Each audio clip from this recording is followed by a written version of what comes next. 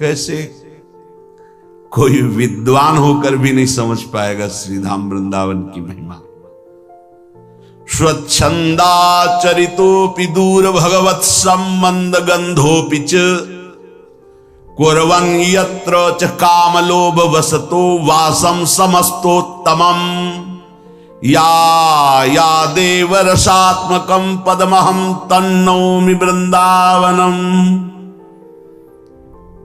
बड़ी गजब की महिमा वृंदावन की। ये विश्राम की तरफ जा रहा है वृंदावन, जो महिमामृत की रचना की है। बहुत कैसे कोई समझ पाएगा। वो किसी अन्य मार्ग में रत है। नाना मार्ग रतोपि, नाना शब्द में केवल परमार्थ ही नहीं है, स्वार्थ के बड़े मार्ग हैं। अर्थात वो कोई ज्ञानी नहीं, कोई निष्ठा नहीं, नाना मार्गों में चल रहा है, आज ये कल वो परसों ऐसा व्यक्ति है। दूसरा दुर्मतिरपि, बिल्कुल दुर्वासनाओं से युक्त दुर्मति, दुर्बुद्धि है उसके अंदर, एकदम परमार्थ की कोई बुद्धि नहीं है, एक ऐसा व्यक्ति। तीसरा त्यक्त स्वधर्मोपि ही, वो किसी भी धर्म को नहीं जानता, सब धर्मों का त्याग किए हुए अर्थात अधर्म में युक्त है। चौथा स्वच्छंद चारितोपि, वो मनमानी आचरण करता है, स्वच्छंद है, किसी की कोई परवाह नहीं, गजब की निष्ठा। दूर भगवत संबंध गंधो बीच, गंध भी नहीं है भगवत भजन की, बहुत दूर है भगवत संबंध से, भगवत भजन से। कुर्वन् यत्र च कामलोभ वसतो, वो लेस मात्र भी बल नहीं रखता काम को रोकने का, लोभ को रोकने का, काम एवं लोभ के वशीभूत है, ऐसा व्यक्ति है। देखो इसको बहुत ध्यान से सुनना। इसका मतलब ये नहीं है कि आप सतमार्ग से नीचे गिरकर ऐसे आचरण वाले बने।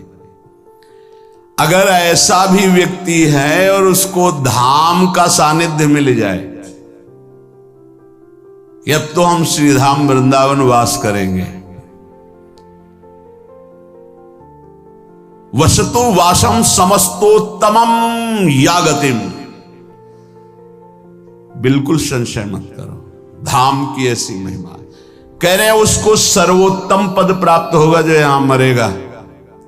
यद्यपि ऐसा है, वो दुराचारी है, धर्मों का त्यागी है, नाना प्रकार के मार्गों में चलने वाला है, स्वच्छंदचारी मनमानी आचरण करने वाला, भगवत संबंध लेस भी नहीं है, काम क्रोध लोभ आदि सब भरे हुए हैं, पर उसने नियम ले लिया वसतो वासम, अब वृंदावन से बाहर नहीं जा सकता, वृंदावन वास करूंगा तो समस्तोत्तमम या गतिम, उसकी सर्वोत्तम गति होगी। यादेव रसात्मकम पदमहम तन्नौमि वृंदावनम, जो ऐसी रसमयी स्थिति को प्रदान करता है, ऐसे नीच आचरण वालों को मैं प्रणाम करता हूं, ऐसी वृंदावन की महिमा को श्रीपाद करे तन्नौमि वृंदावन।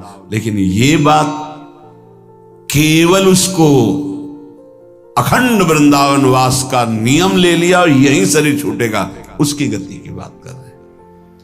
वो कैसा भी हो, इसीलिए अपने नेत्रों को बहुत बचा के रखना है कि हमें किसी अखंड वृंदावनवासी के प्रति ऐसा भाव ना आवे।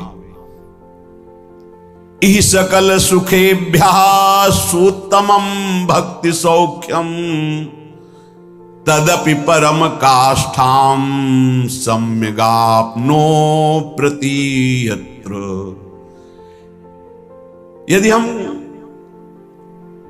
अपने हृदय को देखें तो लगता है कि ऊपर वाले श्लोक की पंक्ति में ही अपने लोग खड़े मिलेंगे। जब अपने ऊपर कृपा हो सकती है तो सामने वाले के ऊपर भी कृपा हुई। जब अपने को सुधारा जा रहा है धीरे धीरे तो वृंदावन उसको भी पावन करेगा।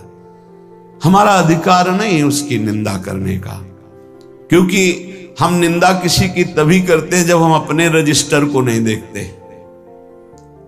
आप खुद अपने रजिस्टर के जांचकर्ता बने तो आप इस श्लोक में आ जाएंगे जो ऊपर अभी व्याख्या हुई। सच्ची मानिए, अगर आराध्य देव की कृपा ना हो तो हम सब ऐसे ही हैं जैसा लिखा है।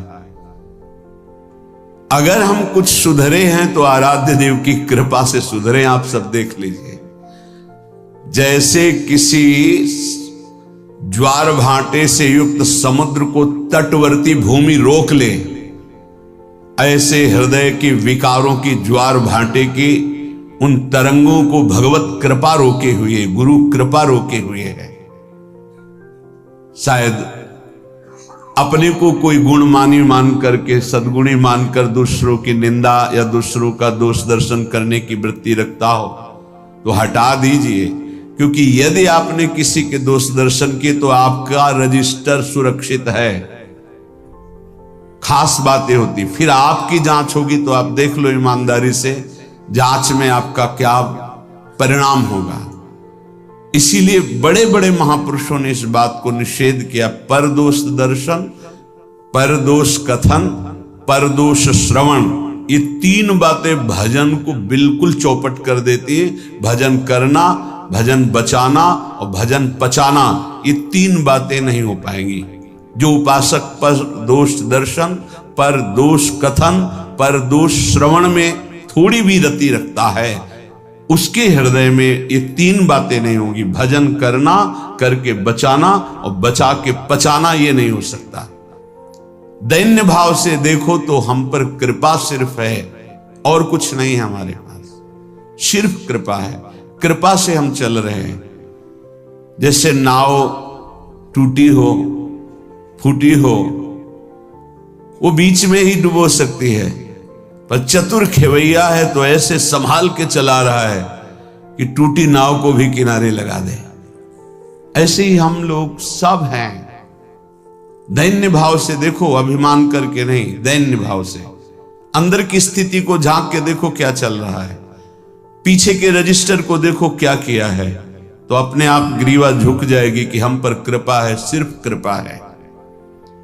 इह सकल सुखेभ्या श्रुतमं भक्ति सौख्यम तदपि परम काष्ठाम सम्यगाप्नो प्रोति यत्र तदिहि परम पुंसो धाम वृंदावनाख्यम निखिल निगम गूढ़ मूढ़ बुद्धिर्न वेद। भाई मेरी बात मान लो, इस संसार में जितने भी भोग हैं सब दुखदाई दुर्गंध युक्त हैं।